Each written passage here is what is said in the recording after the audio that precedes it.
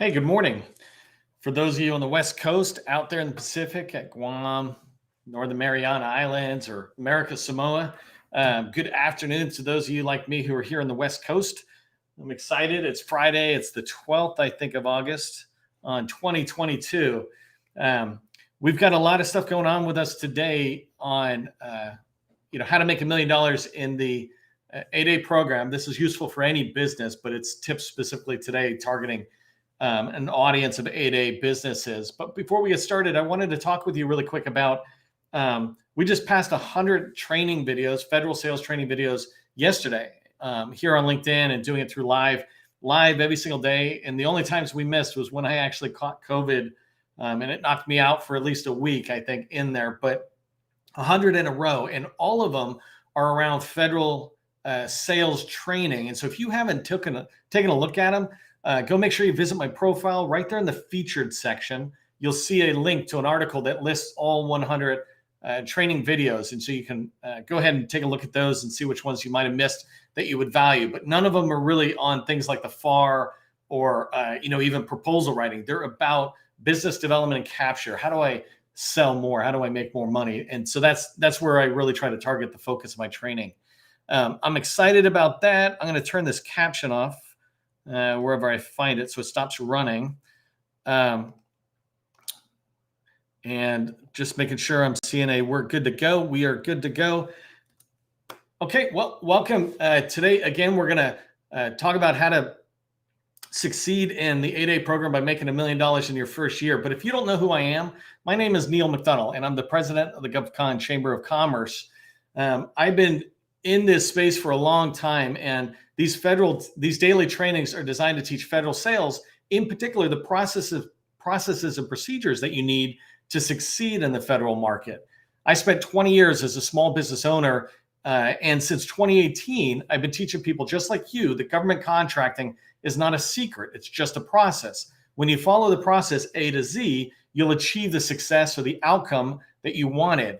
And today we're talking about the process of going after $1 million. So that's like a huge process, which has many, many smaller processes in there. But before we dive completely into those, today's agenda and today's training, do me a favor, help me and buyers remember who you are.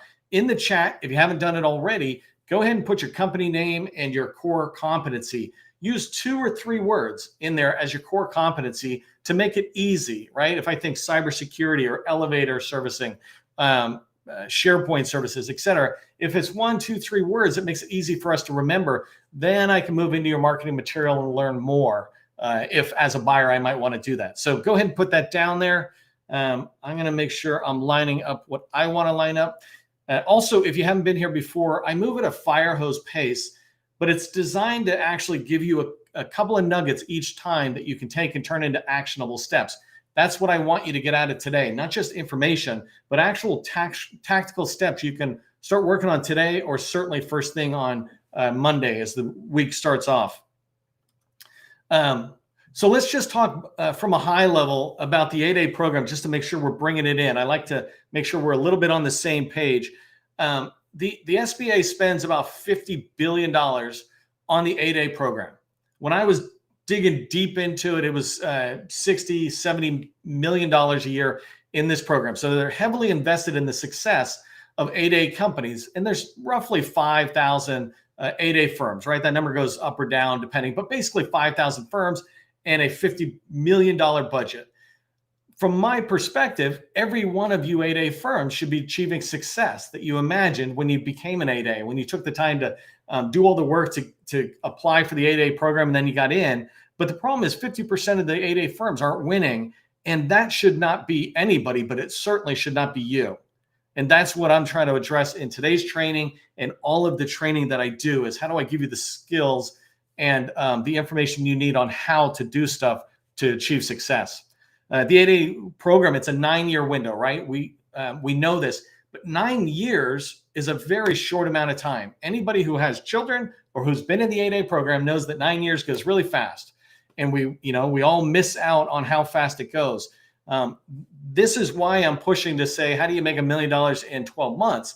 If you're at a certain stage that might be above that, you can take 1 million and turn that into 5 million.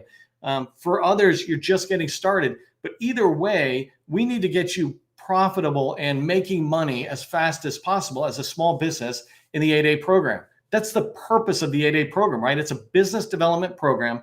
I don't know if you guys know this, but in order to graduate, the 8A companies used to have to achieve a certain set of objectives that were laid out in the 8A program. Otherwise, they weren't even considered graduates of the 8A program.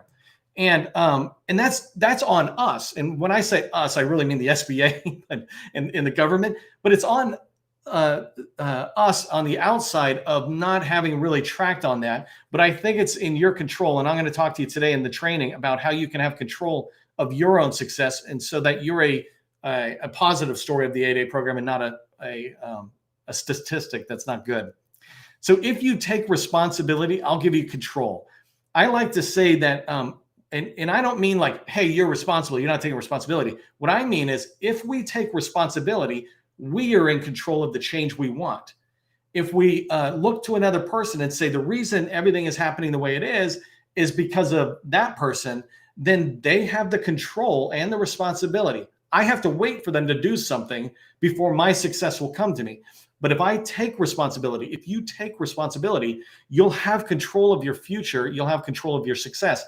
And that's what I mean by if you take responsibility and say today, look, I take responsibility for wherever I'm at and wherever I'm going, I will give you the control by teaching you the skills you need, giving you the information and the knowledge you need on sales in particular to succeed. And so you take responsibility, I'll give you control. First thing that you really just got to give yourself credit for is 90% of success is just showing up. 90% of success is just showing up. You showed up today. We only have to do the last 10% and you'll start succeeding, right? And so you really have to give yourself credit for that. If it makes sense, what I'm saying, put I'm responsible in the chat. If you agree that taking responsibility is going to give you control over your future. So if you understand what I'm saying about responsibility and control, put I'm responsible in the chat. By the way, I can't see the chat now, but I will go look at it and get back and engage. Sometimes I might be a day or two behind on getting handouts to people, but I actively engage in it. My team actively goes in and we'll get back to you, see if you have questions, etc. But I love seeing the engagement as well. Remember though, there's people in the chat that are in your community. These are people you could team up with. There's large primes that come into these trainings, and there's government buyers who come into these trainings. So please engage in there. Let people know that you're around. Okay, so let's talk about how to create a strategy to reach $1 million. First, what is a strategy? In my words, a strategy is really the where and the what of a goal. So if I say, and today's example is $1 million. If I say my goal is to make $1 million, where am I going to make that, and how will I make that? That what am I selling, right? It doesn't have to be this overly complex thing. I have a video out there, and maybe Gus will drop it if you guys haven't seen it already, but it's how to write a 5-year strategy on one page. We shouldn't make things overly complex. Life is complex on its own, right? We can make things very simple, and simple is not bad. Simple makes it easy for me to validate that that's what I want to say, my strategy, and to communicate it to others. I want you to, when you think about this and you think about a strategy being pretty simple, is you want to eliminate friction between where you're at and you and the success that you want. If you want to have this success over there and you're here, we want to eliminate all the friction. And a 2-page, a 5-page, a 50-page strategy is friction. But if all you do is say, where do I want to go? What agency? And what do I sell? What service or product? Now you're eliminating the friction and you're putting you and your success closer together. One of the ways you also can really drive towards that success, and this is enabled when you create a strategy that is very straightforward, is that you'll be able to move with a purpose and a sense of urgency, not acting as a bureaucracy. Right? Bureaucracies move slow. You want to move with a sense of purpose. I want to make $1 million. And you want to move with a sense of urgency. I want to make it in the next 12 months. Your activity needs to go around that. And your strategy gives you and your team and your advisors, anybody, even people like me, where you say, hey, Neil, I'm trying to get into NAVC in the Navy and I sell SharePoint. Okay. If I can help in any way, I got it in my head. I understand your strategy, and your goal obviously is to grow. One thing I want to tell you, and For those of you who've been in my training before, you know that I don't like to hold back my opinion. It's your job to sit there and agree and keep my opinion, or go, I don't agree, and throw it away, right? You're not going to hurt my feelings. But if you're an 8A business in particular, you should only be in the federal market. You should get rid of commercial, get rid of state and local. The 8A program is a golden ticket to millions of dollars within the federal government. That golden ticket, just because you're holding it, though, doesn't give you millions of dollars. It gives you the ability to go after 8A set-asides and work that's down that path. You still have to work hard. You still have to farm, right, with that 8A when you're in the 8A program. But when you're in commercial or state and local, you're creating friction between you and your success. The 8A program has tried to eliminate friction by giving you a clearer path to success. But when you insert commercial and state and local, it'll distract you. So that's my thing on that. You can come back to commercial, state, and local after you graduate, right? That's totally fine. So I already talked about choosing one agency and one core competency. Where are we selling? What are we selling? The one thing to keep in mind about the agency when you choose it, and I use the term agency loosely, but it basically means any government organization that's big enough that you can see, like you want $1 million. So you want them spending, you want to see yourself being able to make 10 or 50 million long-term in an agency like this. Otherwise, you're putting a lot of effort in where there's a ceiling on how much you could possibly get. But if you shift over to, let's say, CDC, if you're selling cyber, CDC is a place where you could get $50 million. It would take you years, right? Normal business growth, but they spend so much. The Air Force spends so much that you can see yourself growing $10, $50 million in revenue. The reason I say that is because then there's a lot of room for a lot more opportunities for you to pursue and try to win. Okay, so last thing is writing a strategy to reach $1 million, or writing a strategy. It should take one day. I have seen people take months to write a strategy, and it doesn't need to be that way, right? Part of the reason we do this is because we're hesitating, we're procrastinating. We have a fear of missing out, FOMO, but don't worry about it. If you say, I'm going after CDC and I'm selling SharePoint services, chase that down for a year. You give it the fair effort it takes. If you do that and you drive forward in the right ways that I'll talk to you about, and I've talked in the other training about, you'll see success.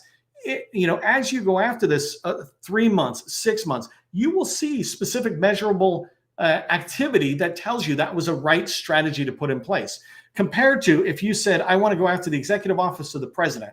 Well, they're tiny, right? I mean, they're very visible. I had the White House as my customer, but they don't have a lot of money, right? And so this strategy you do it in one day. So if you understand the value of strategy, if you see that you need to have a strategy in place, and a strategy will help you achieve success, in the comments, go ahead and put the word strategy so I know that you're tracking with me.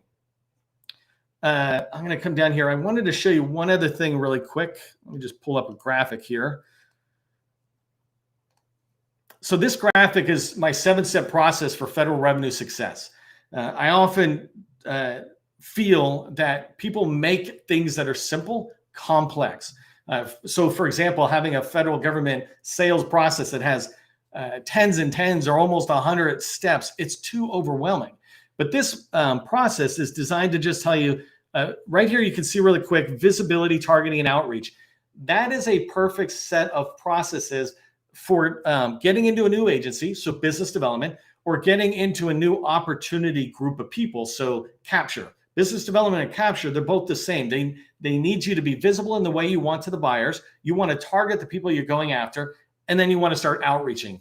When you do that in business development, bringing this back to how do you make $1 million in a year, when you do this in business development, the outreach will lead you to relationships.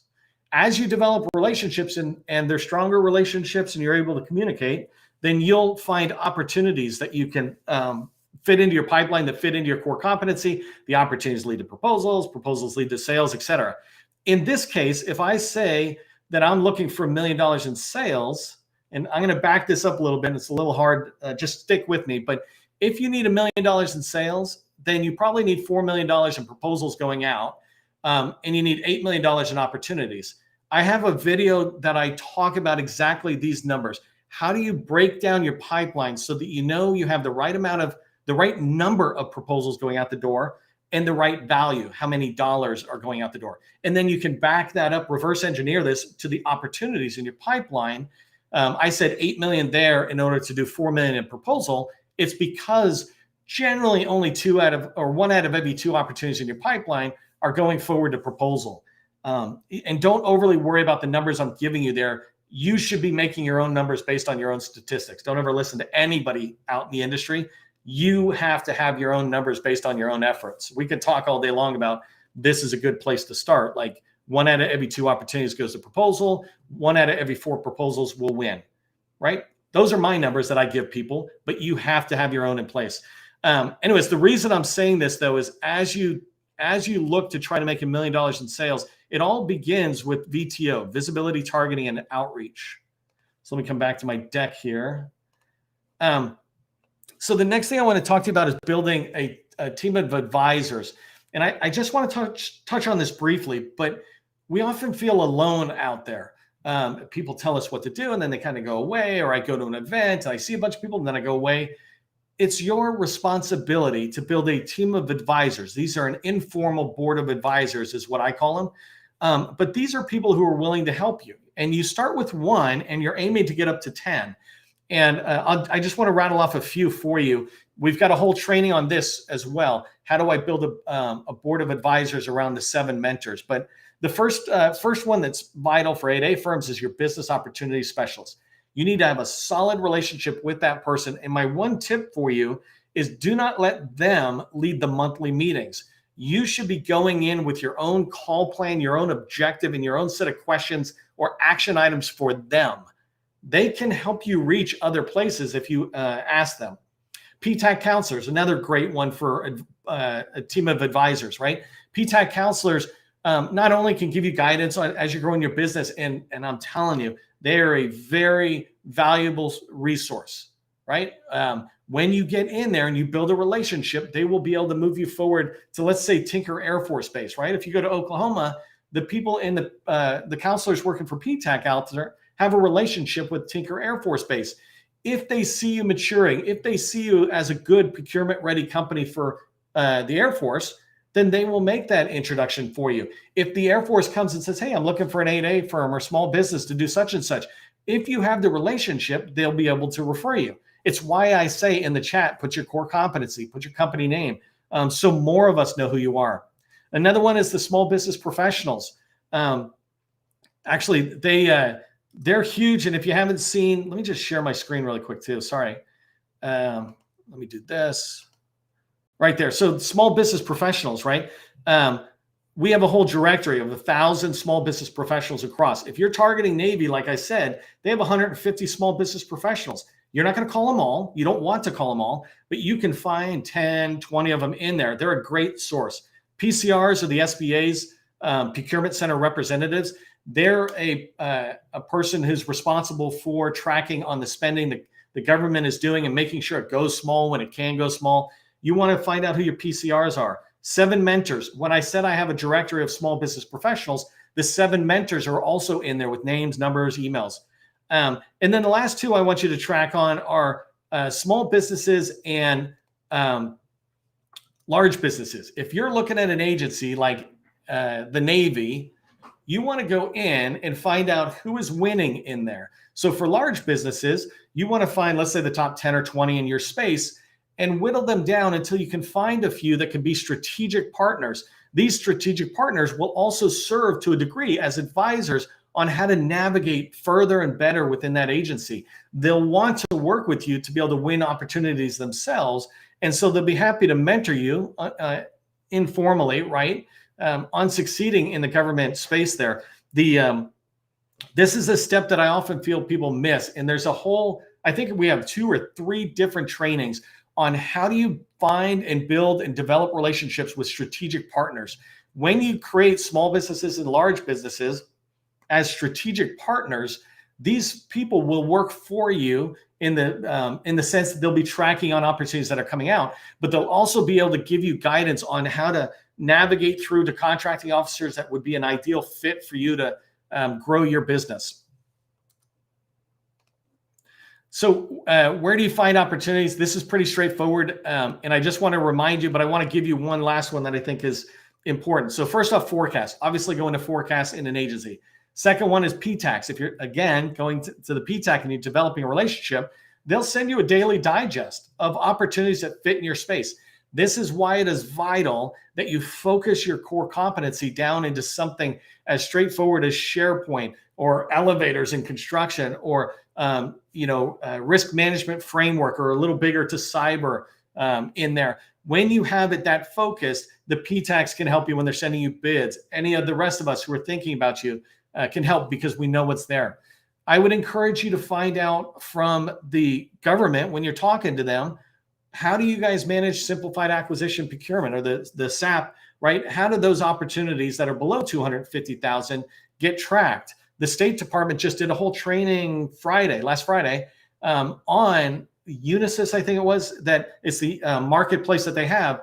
And they put a ton of opportunities in there that are at the simplified acquisition level. I don't know whether that fits into what you want, but you want to be tracking on that. And you want to talk to your agency about how are you spending that? How can I track on that? SAM is another obvious one. And one thing I really wanted to point out about SAM is that you want to be responding to sources sought and RFIs.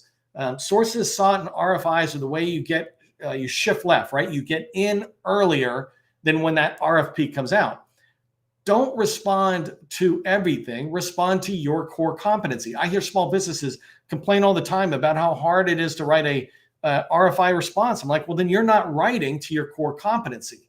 When I had my companies and I wrote to SharePoint, I could write a 25-page document in 2 days because 80% of it was what I said all the time. SharePoint, this, that. The 20% was tweaking it to meet their mission, their challenge, their goals. And so in an RFI and a source of sought, if you focus to the core competency, you're really driving forward on opportunities that can work for your company. And if you respond and you're knocking it out of the park, right? Then potentially the program office, the people who have the need, are telling the contracting officer, hey, these guys are great. I mean, I wish we could just work with them. Well, if you're an 8A firm, they might even just come right back to you. The last thing is, don't let people tell you that if don't respond to RFPs if the first time you see it is in SAM. Sometimes we professionals and advisors, we say these truisms too much out there. And one of them that I grew up with as I was going through government contracting was, if you see it in SAM, it's too late. Well, it's not too late. If you see it as an RFP, if it's your sweet spot, right? If I saw a SharePoint migration project, somebody would say, well, you saw it, you're too late, the competitors are ahead of you. Who cares? I'm the best at SharePoint. I know I can write a winning proposal. Whether they choose me or not, it's a whole different thing. But here's the thing you got to keep in mind. If I write it, and it didn't take me that much time because, again, I'm good at writing what I'm good at, when I send it to them, first off, the technical people, the program office, have to read it. The technical reviewers, et cetera. I'm getting marketing visibility. Maybe I don't win this one, but now I'm on the radar for another one. The contracting officer, same thing. Maybe the company that is a shoe-in to win it, it's wired for them, is a minute late, or they have 26 pages instead of 25. Whatever it is, maybe they're out of the running.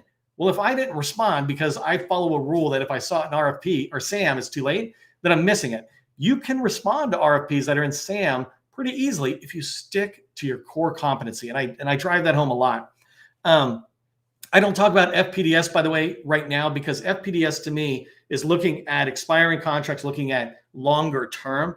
I'm talking about how do you make $1 million in the next 12 months. And so that's where I'm trying to stay here on that. So the last thing I wanted to cover last few minutes is just how to plan out some weekly activity.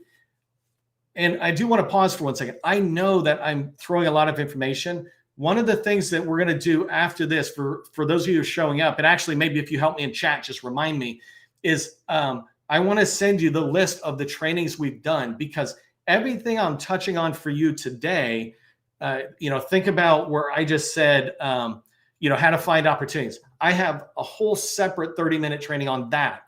When I talk about 7 mentors or finding people to help you, I have a whole set of training around that's available for you.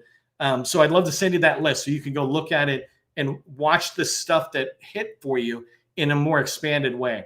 So let's talk about planning out weekly activities. I believe success comes from a process.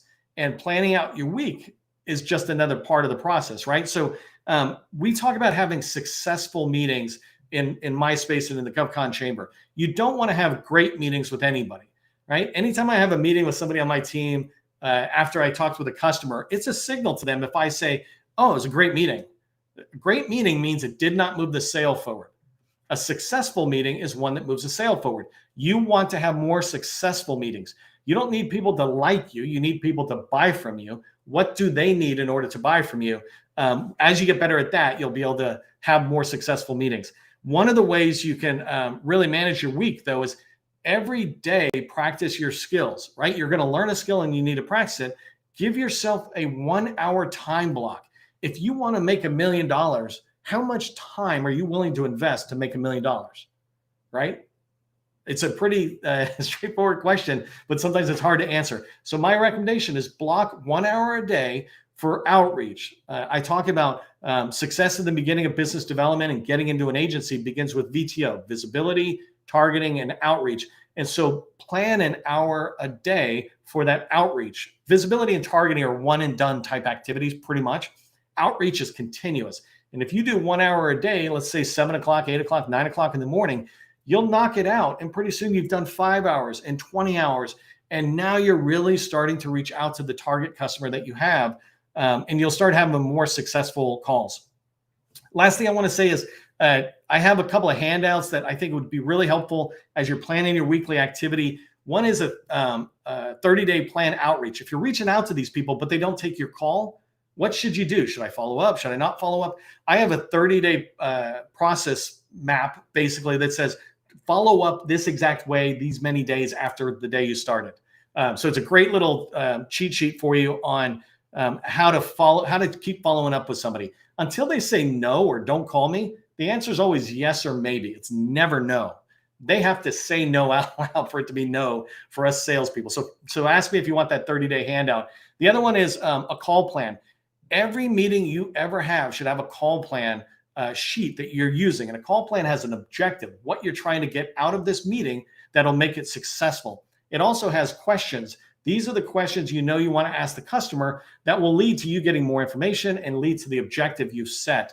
I have a training on that. So if you'd like me to let you know about that, I will. But also there's a template I can send you if you'd like to have it. It's a call plan template. You just fill it out each time you're going to make a call. So that one's really good for you. I told you I was going to go through this fire hose of information, and I can feel it myself, right? I'm taking 2 hours worth of content and kind of shoving it down into 30 minutes. But mostly I'm trying to get across to you that you can achieve success. $1 million, if you really think about it, right? I want to make $1 million. You just break it down. If $1 million comes at $100,000 contracts, you only need 10 contracts. If there's 12 months in a year, you only need 1 contract a month. I know that seems like a lot if you haven't been doing it, but have you been doing the proposals that it takes? Have you been putting the opportunities in the pipeline? Have you been developing the relationships? Have you been calling people to do outreach? Your success at $1 million begins with you making a phone call and doing outreach. When you do enough of these, the sale will take care of itself. I hope all this makes sense. If you found value in it, give it a thumbs up. I'd love to provide you any of this information I've been sharing because it's really important for us that small businesses succeed. And I just want you to remember that government contracting, it is not a secret. It's just a process. I hope you have a great weekend. I will see you at the next training.